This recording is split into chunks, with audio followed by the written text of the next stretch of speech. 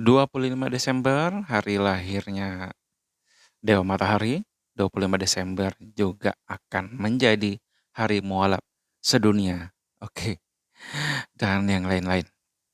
Baiklah, jika hari mualaf sedunia ini ditujukan untuk jika saya tidak tahu motivasinya mereka apa. Jika hari mualaf sedunia ditujukan untuk menandingi atau menentang kelahiran Tuhan Yesus, bukankah itu sudah dilakukan oleh gereja setan juga? Jadi itu. Jadi jika ditujukan ke sana, oke. Tapi saya tidak tahu. Tapi ini untuk kita Katolik ya, untuk sekedar renungan-renungan kita, begitu. Jadi siapa? Jadi kita bisa temukan nama. Siapa yang menentang Tuhan Yesus? Dari semula, dari semula. Dari semula itu siapa yang menentang Tuhan? Siapa yang menentang Tuhan Yesus? Dan itulah pangkatnya mereka. Pangkatnya mereka. Dan itulah gelar-gelarnya mereka sudah disebutkan dari perjanjian lama sampai perjanjian baru. Sudah disebutkan nama gelar-gelar mereka. Mereka juga sama-sama malaikat, mereka juga sama-sama manusia. Gelarnya yang berbeda. Dan sebenarnya sudah saya katakan di video-video sebelumnya bahwa persaingan dengan gereja Katolik itu sangat sehat. Jadi kalau memang ingin bersaing dengan Katolik bukan dengan cara begitu ya.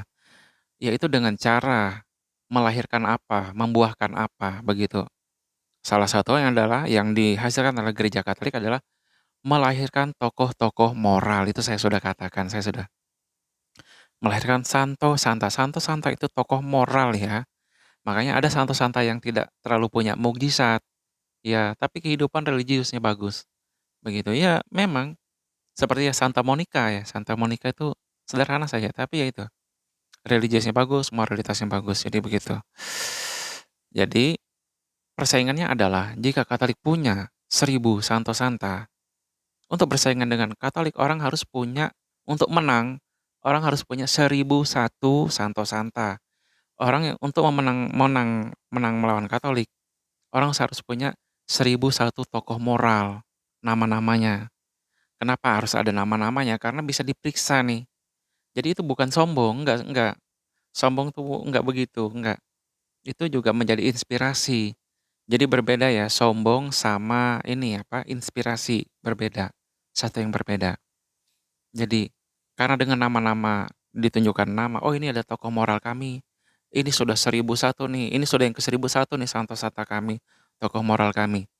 Nah, jadi semua orang yang bukan dari agama tersebut pun bisa memeriksa kehidupan di masa hidup orang tersebut.